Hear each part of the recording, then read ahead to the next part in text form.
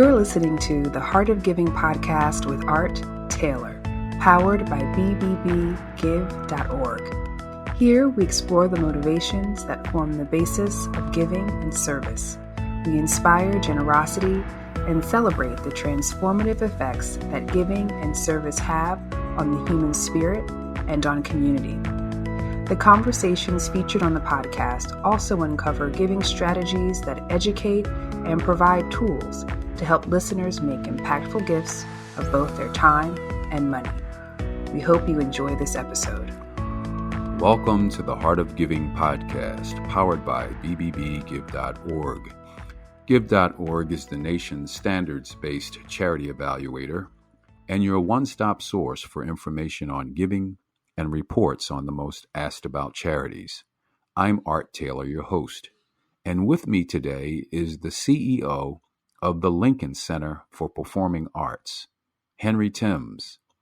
We'll get to talk to Henry about the important work going on at the Lincoln Center as it manages its way through the pandemic that has affected most arts organizations, not only in America, but around the world. We'll also speak with him about Giving Tuesday, as he was one of the co-founders of the Giving Tuesday movement that now has us reaching deep into our pockets the first Tuesday after Thanksgiving to support our favorite charitable organizations. And in connection with that, we'll get to talk with him about a book he wrote called New Power, because it follows through on some of the movement building work that he did at Giving Tuesday.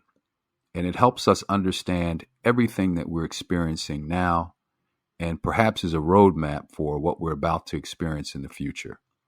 Henry, welcome to the Heart of Giving podcast.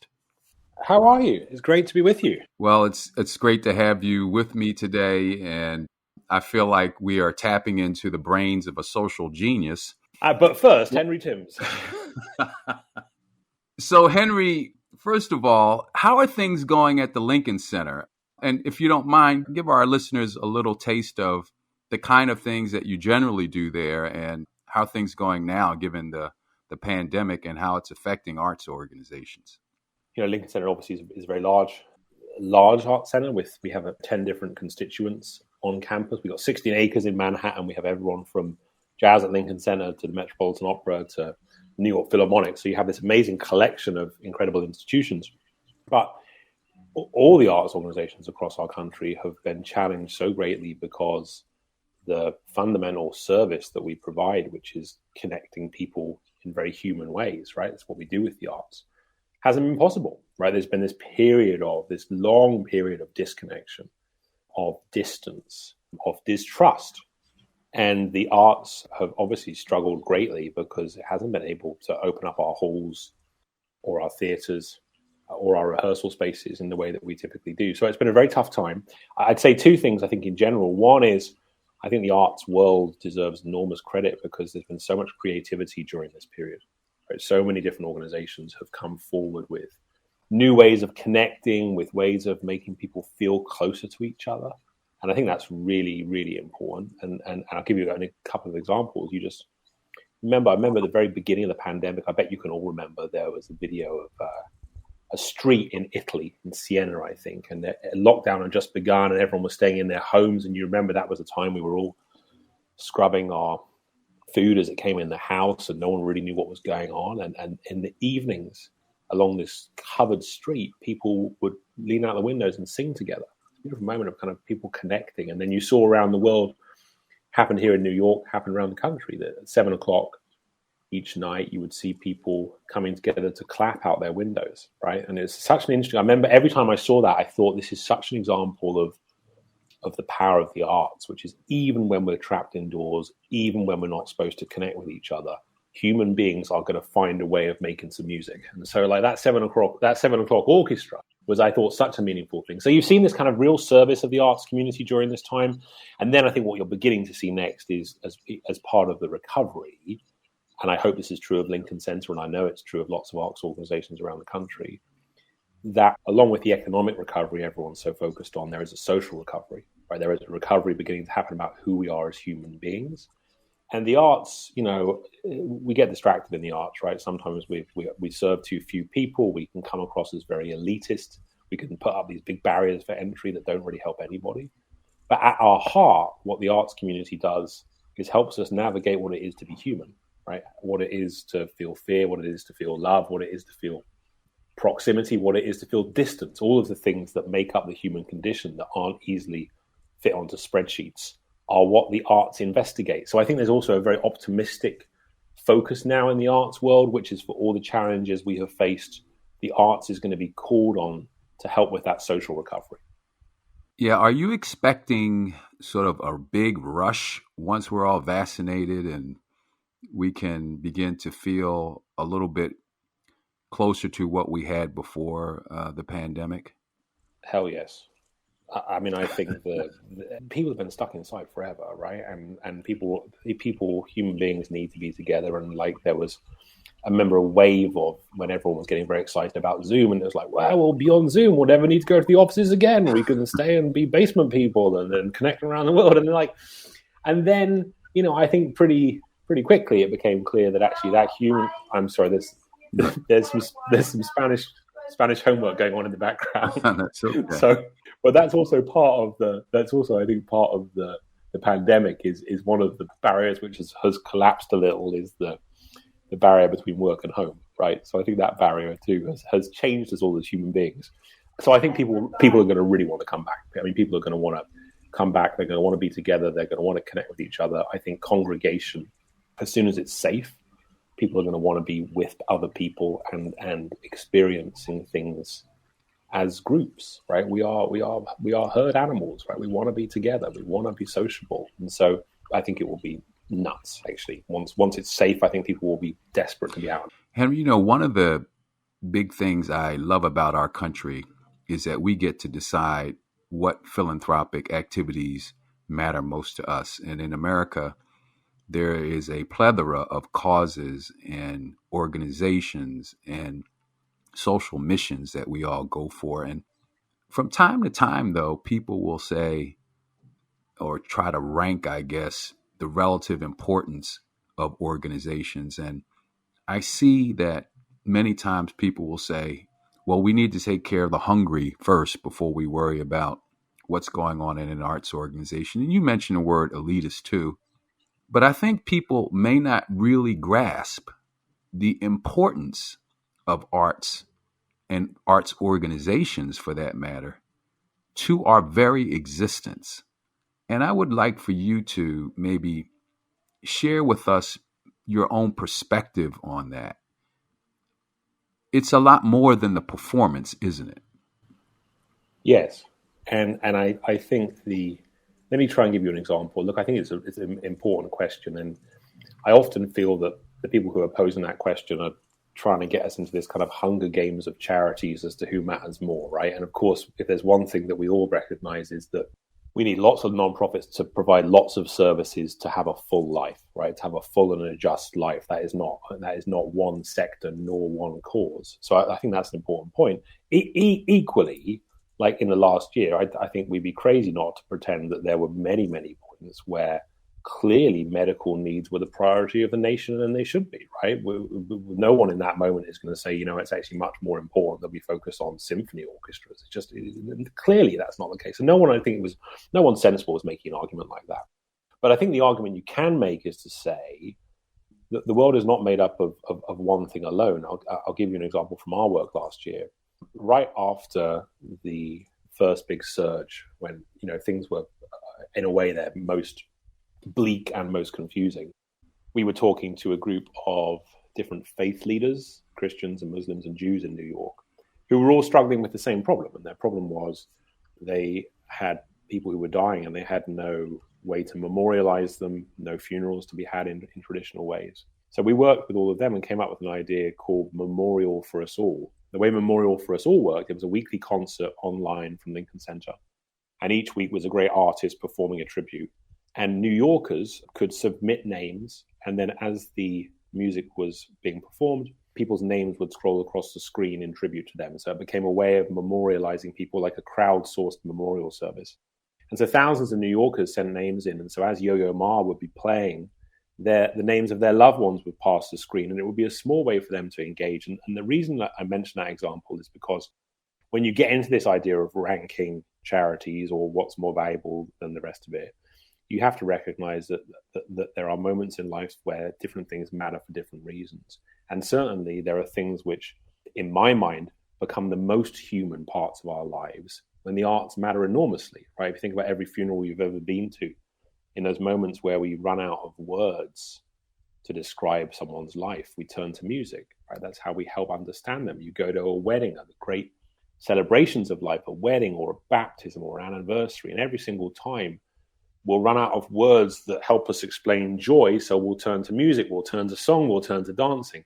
And the thing I think about the arts is not to get into a kind of, a Hunger Games situation with other charities, but to recognize that to live a full life, we all have to work out who we are as human beings and who we are as societies. And the arts are one tool to help us navigate the human condition. And certainly in my mind, that's of their true value. And I'll make two specific points about that. One is, at a time when we have all been shaken so greatly, I think the arts will provide an enormous service in the years ahead to help us find ourselves again, right? To help us kind of reconnect, to process this period, to process these moments. Artists will help us with that. And secondly, as importantly, I think the arts will help us find each other, right? We've been a world, the whole story of our world has been about distance, right? Social distance, political distance, distance from different communities. You only look now at the anti-Asian sentiment in this country. You look at the great challenges many different populations in this country face on an ongoing basis. And one thing the arts actually does very well, I think, is help us understand other people, helps us kind of glimpse other people's cultures, understand their worlds. And at a time when America needs to re-engage with the world, we all need to re-engage with each other. We've got to find some sense of a shared narrative again. With all of those themes developing, I think the arts are going to be called on to play a really critical role in the years ahead.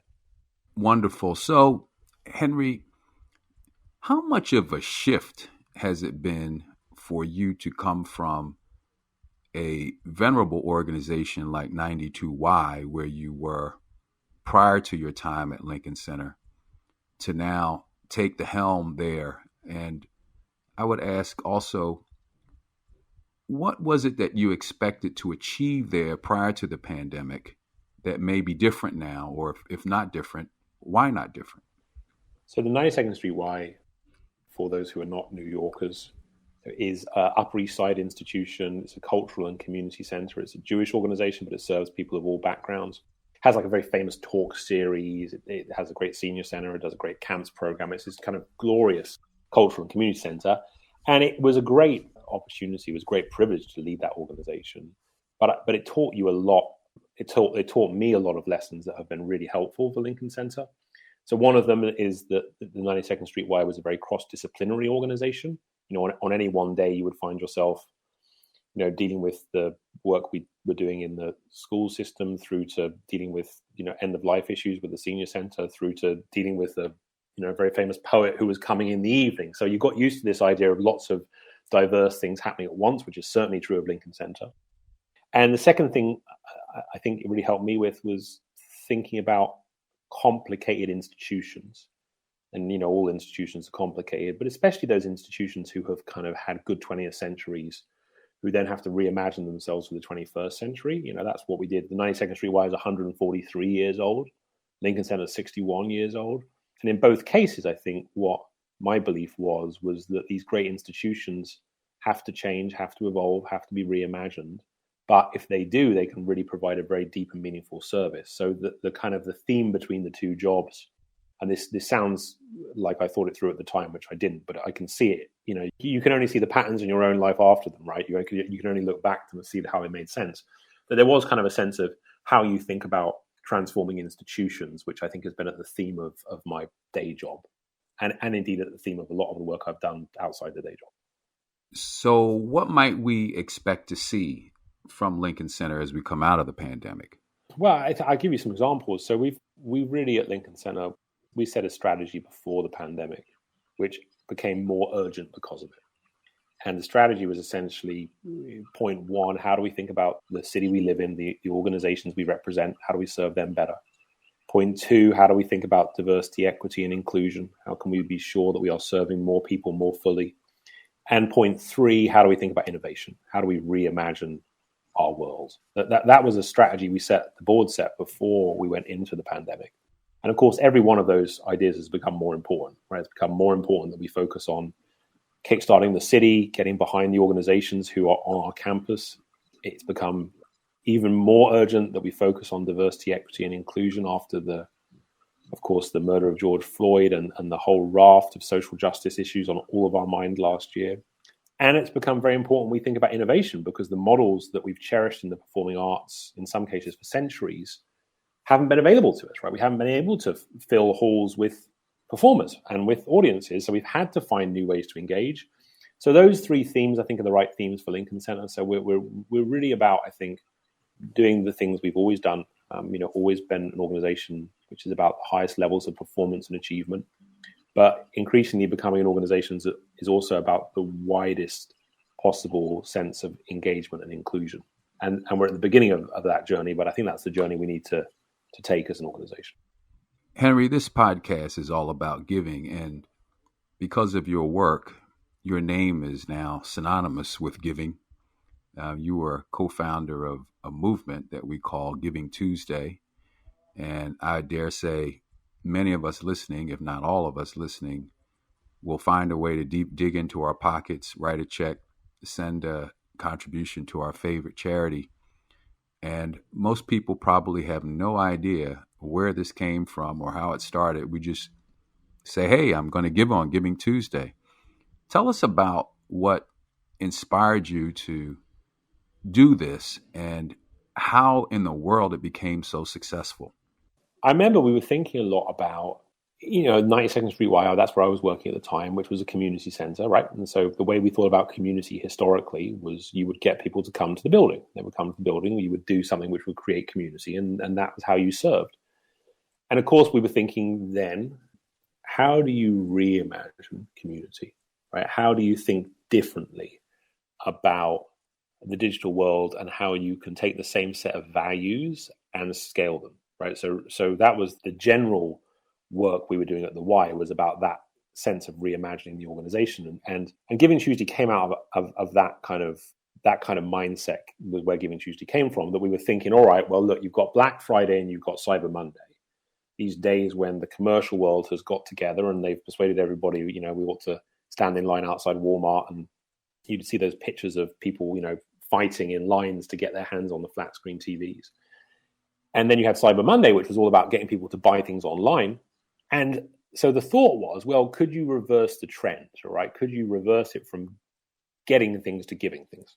So rather than having 2 days that were all about consumption, could you have a day that was more about compassion? That was the original idea of Giving Tuesday. I remember one of the first taglines we had was, we have 2 days for getting things, and here's 1 day for giving back. That was the simple premise of Giving Tuesday.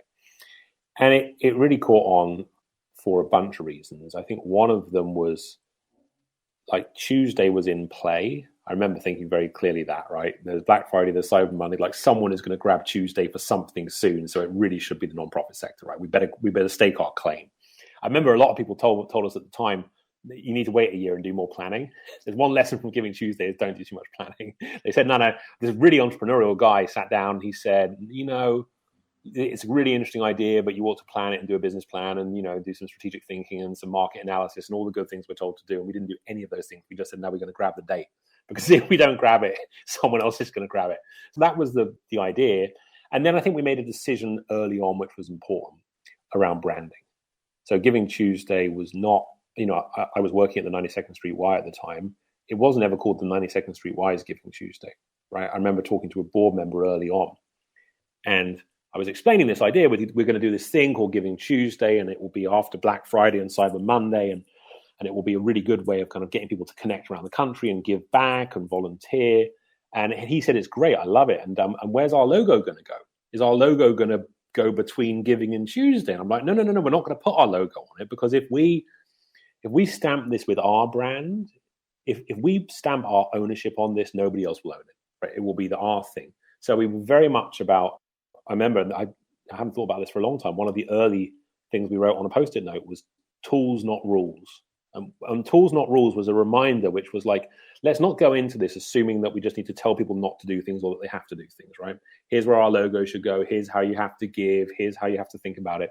But let's go into it with the mindset of what could we possibly do to provide tools to encourage giving? How would we think about that? And so, we talked to a bunch of people back then. We built a group of people to help support the idea. You were one of them, right back at the beginning when we were talking to people and just saying, look, we've got this idea, Black Friday, Cyber Monday, Giving Tuesday. What do you think? And those conversations, Giving Tuesday always began with a question mark. We were always asking people what they thought about the idea. And Giving Tuesday still does that. It's still very much focused on, this is a really simple idea. How could other people make it better? And it started to grow. And like year one, I thought we were going to have maybe 200 partners, and we had like 5,000, and it really kind of caught the imagination of the moment, and it kind of began to settle it began to settle as an idea.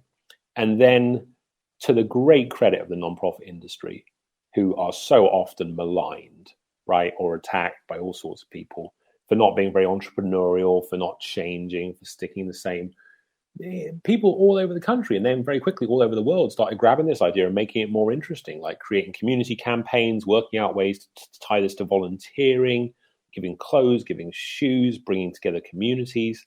And we're 10 years on now from Giving Tuesday's beginning, and it's generated billions of dollars of revenue for the nonprofit sector, and countless hours of volunteering, and it's now in 100 countries. And it really has scaled in ways that we would never have imagined. But one of the reasons for that is it's always kept simple. It's always been a very simple idea. It's never got over its skis. It's never tried to be something it isn't. And a lot of the credit for that actually belongs to the Giving Tuesday team. If you say about kind of no one knows where it started, no one also really knows how it keeps going. And the 92nd Street Y, to its great credit, spun Giving Tuesday off to become an independent organization. And Asha Curran, who I know now is the CEO of Giving Tuesday, and she, of course, was one of the co-founders back in the beginning. And the amazing thing about Giving Tuesday, which I never expected, is how the team of people running it now have managed to scale that culture around the world.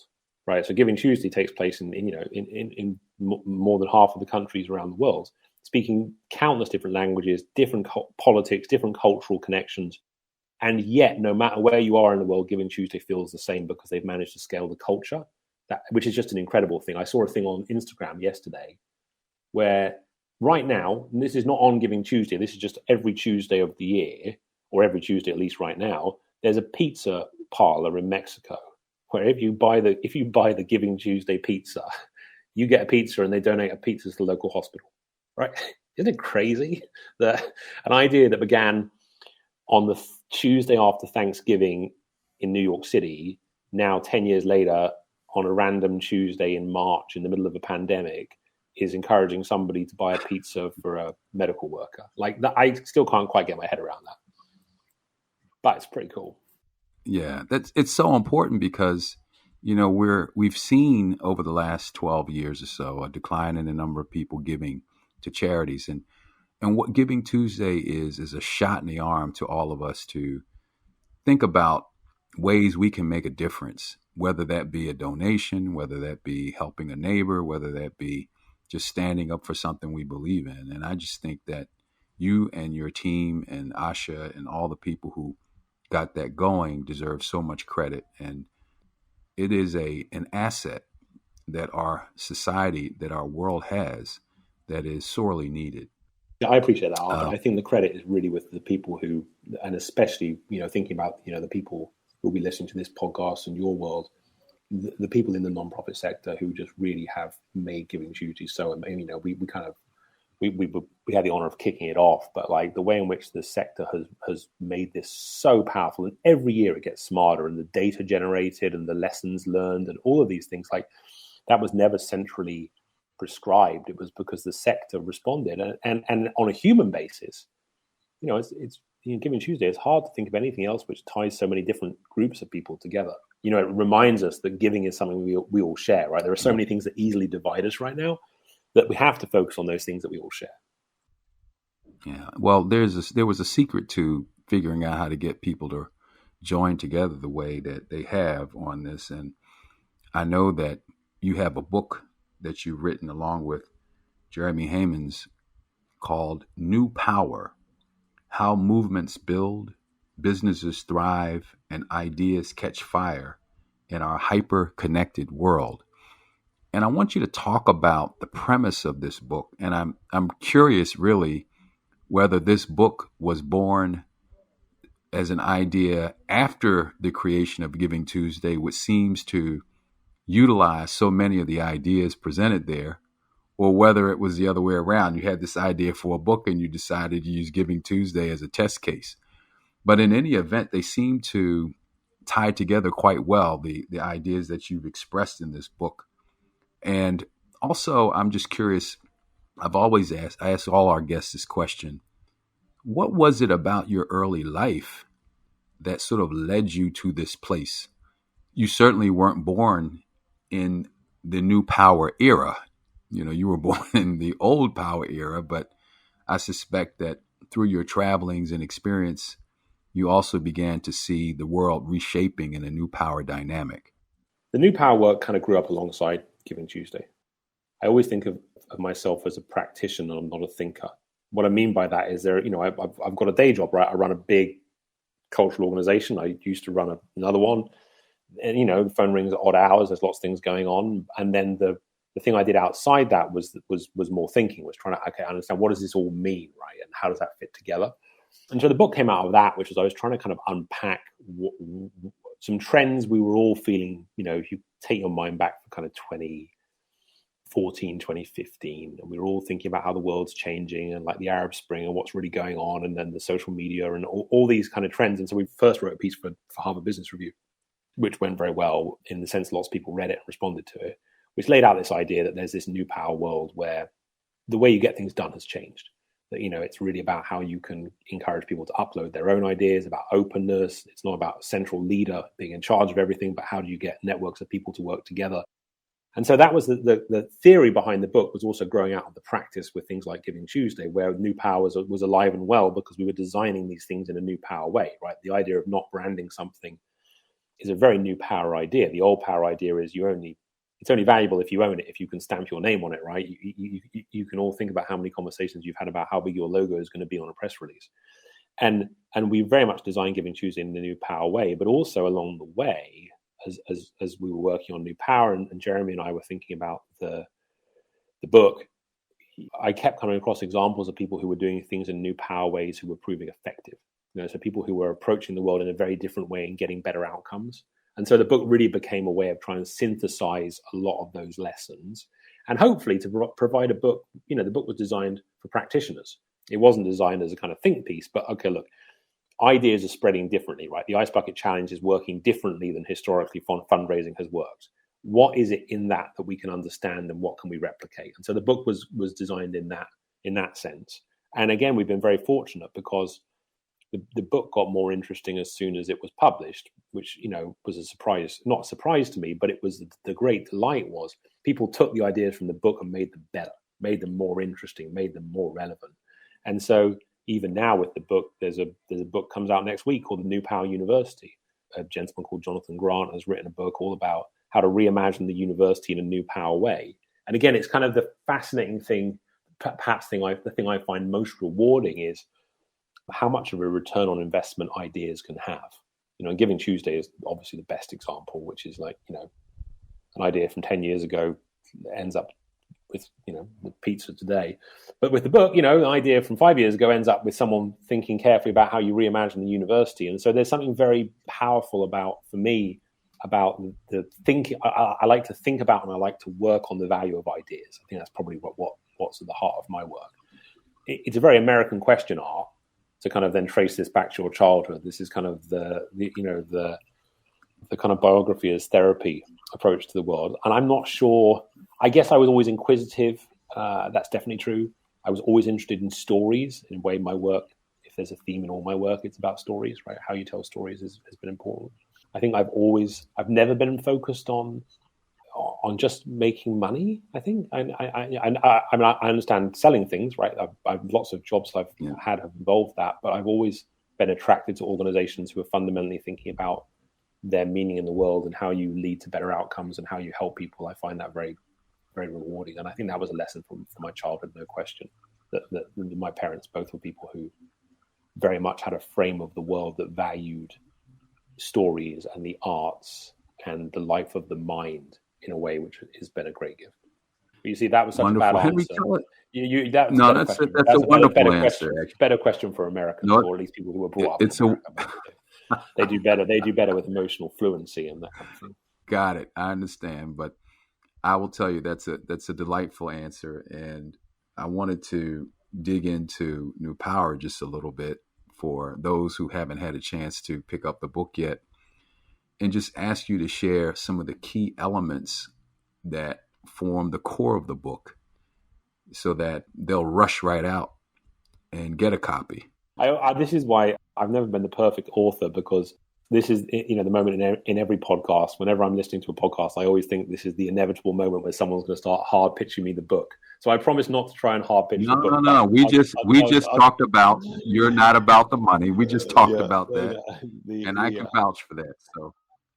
Well, no, not driven primarily by the money. Let's not cast me as a saint in that perspective. Look, the book. Well, here's the argument. The book makes an argument. The argument is, we think about how the world is changing, and we often think about how technology has changed, and we don't as often engage with how power has changed.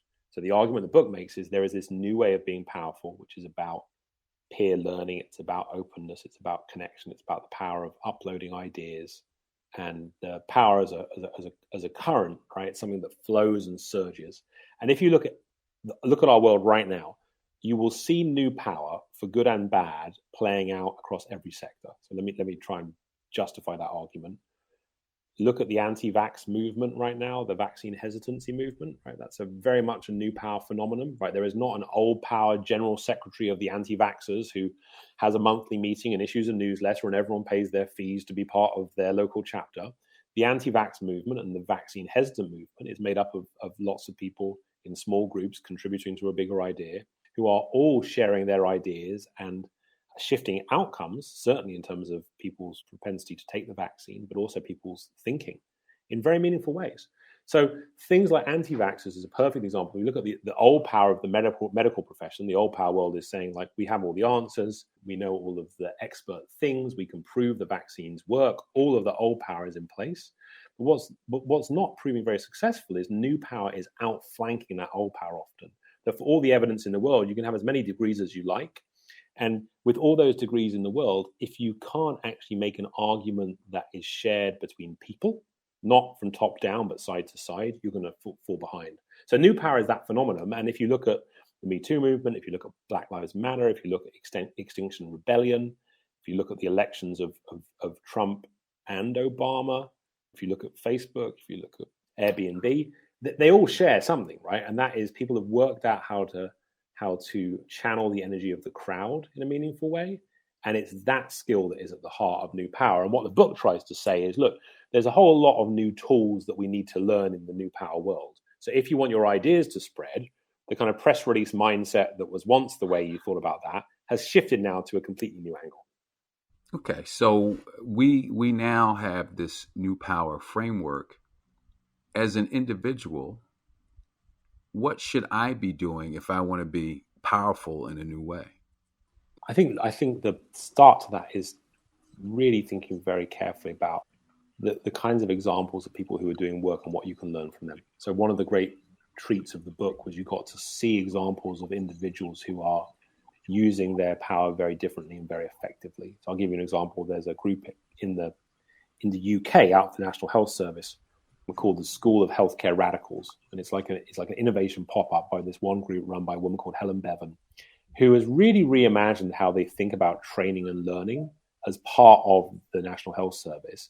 And day after day, she is essentially leading this kind of new power masterclass in how you can help patients, help your colleagues, help lead better health outcomes by imagining your work in completely new ways. And so I think there are lots of people out there who certainly from my perspective, I spend a lot of time learning from other people who are approaching the world in new ways and finding better outcomes. And like with new power, I mean, obviously the obvious answer is please buy the book. But the more important answer is actually do the work, which is how much time can you spend in new power communities working on new power ideas?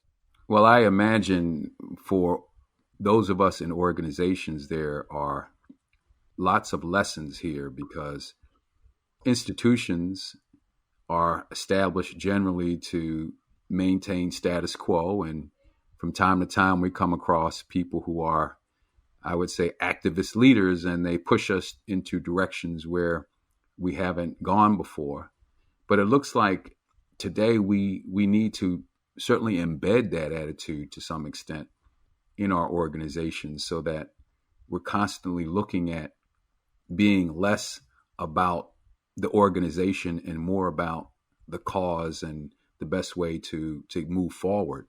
I think your Giving Tuesday example was certainly the great example of, we're not going to put our name on the Giving Tuesday logo. It's going to be out there for all to use. The focus was on the result, not the players, so to speak.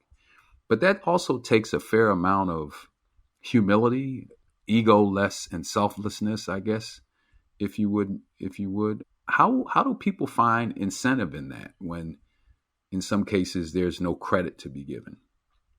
Do we have to look at our world as not being one in which we get credit for things? I just think it's the wrong way to think about credit.